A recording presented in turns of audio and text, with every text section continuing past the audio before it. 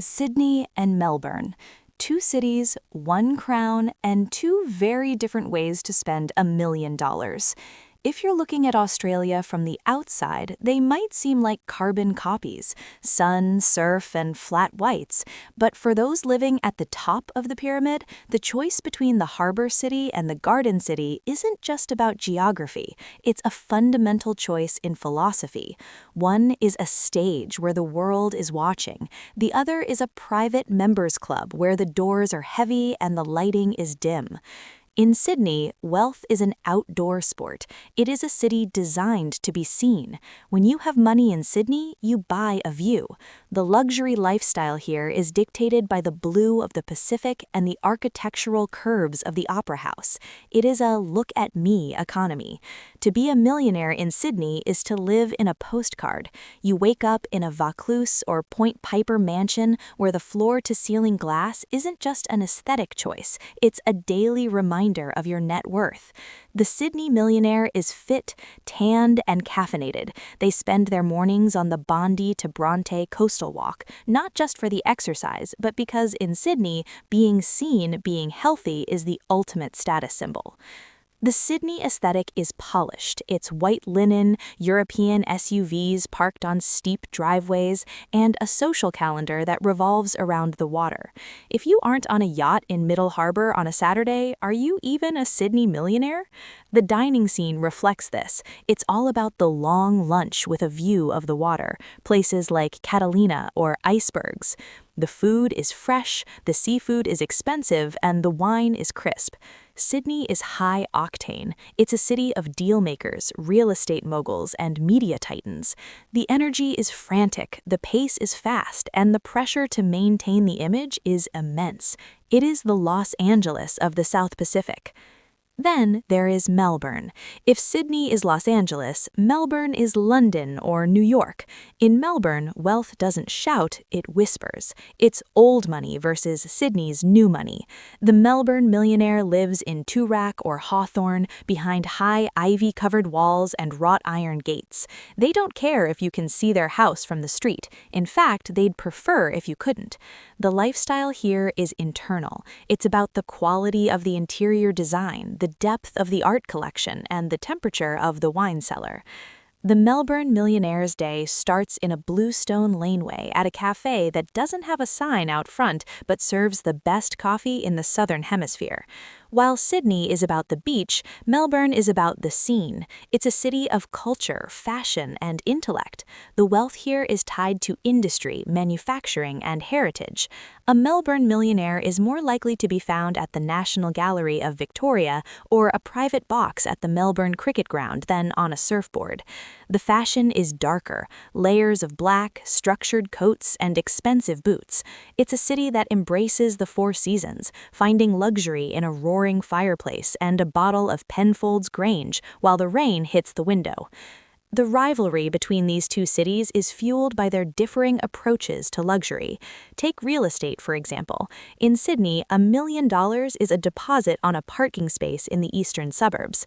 To truly live the millionaire lifestyle, the one with the infinity pool and the private jetty, you're looking at $20, $30, or $50 million. Sydney real estate is a blood sport. It is the most expensive dirt in the country, and the competition is global. You're competing with tech billionaires from Silicon Valley and cashed-up investors from Shanghai.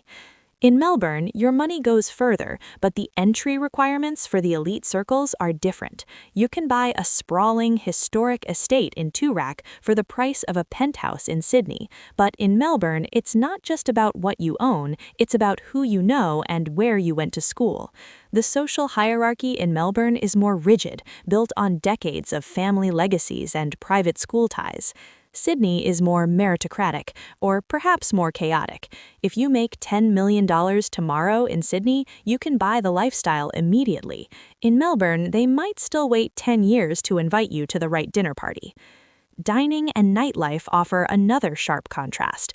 Sydney's nightlife is glamorous and revolves around the see and be seen hotspots. It's rooftop bars, waterfront clubs, and high-end fusion restaurants where the lighting is designed for Instagram. It's about the spectacle. Melbourne's luxury dining is about the craft. It's the hidden speakeasy behind an unmarked door in the CBD, or a three-hatted restaurant like Attica, where the focus is entirely on the culinary journey. Melbourne is the food capital, and its millionaires take their gastronomy seriously. They don't want the table with the view, they want the table next to the kitchen where the chef can explain the provenance of the ingredients. Transport also highlights the divide. In Sydney, the ultimate luxury is avoiding the traffic. This means private water taxis, or better yet, a helicopter from Rose Bay to the Hunter Valley for lunch. The Sydney millionaire wants to move fast and look good doing it. In Melbourne, the luxury is the commute itself, driving a vintage Porsche through the tree-lined boulevards of the Inner East, or taking the private car service to the Flemington races during the Spring Racing Carnival. The Spring Racing Carnival is, in many ways, the peak of the Melbourne millionaire lifestyle. It's an event defined by tradition, millinery, and the birdcage, the most exclusive enclosure in Australian sport. It is formal, sophisticated, and deeply rooted in the city's history. Compare this to the Sydney's Everest Race Day. The Everest is louder, flashier, and offers more prize money. It's a neon-lit high-stakes party. It perfectly encapsulates the Sydney spirit, bigger, brighter, and faster. But what about the vibe? Sydney is a city of doing. You're surfing, you're hiking, you're networking, you're building. It's an aspirational city that rewards ambition. It can be exhausting, but the payoff is the most beautiful urban environment on Earth. Melbourne is a city of being. You're thinking, you're tasting, you're discussing, you're observing. It's a city that rewards curiosity and refined taste. It's a place where you can disappear into the crowd, even if you're worth 9 figures. The climate plays a massive role in shaping these lifestyles. Sydney's endless summer means the lifestyle is centered on the body. Millionaires here spend a fortune on personal trainers, skincare, and aesthetics. The goal is to look like you just stepped off a yacht, even if you've been in board meetings all day. Melbourne's cooler, more European climate means the lifestyle is centered on the mind and the home. It's about the library, the theater, and the comfort of a perfectly curated living space. If you are a millionaire who loves the spotlight, who wants the world to know you've arrived, and who wants to wake up every morning feeling like you're in a movie, Sydney is your city. You will pay a premium for it, the Sydney tax, but the visual and social rewards are unparalleled.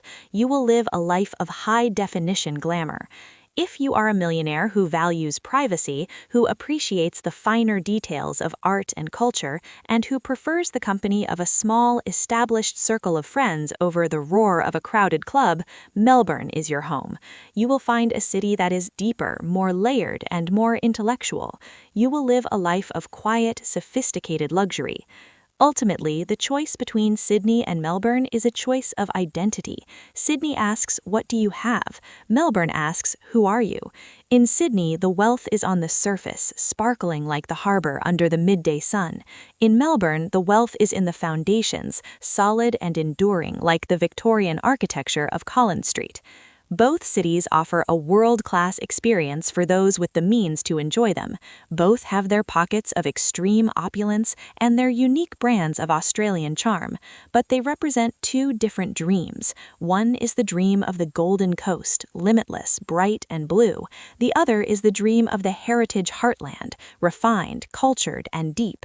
Whether you prefer the salt spray of the Pacific or the aroma of a perfect ristetto in a hidden alleyway, the Australian millionaire lifestyle is a masterclass in how to live well.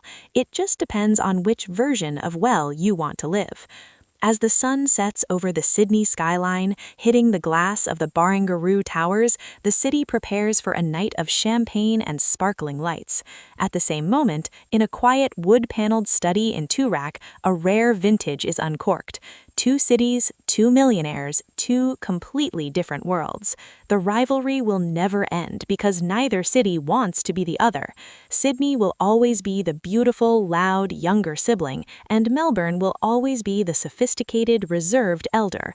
And for those who can afford it, the best part of the rivalry isn't choosing a side, it's having the keys to a penthouse in both.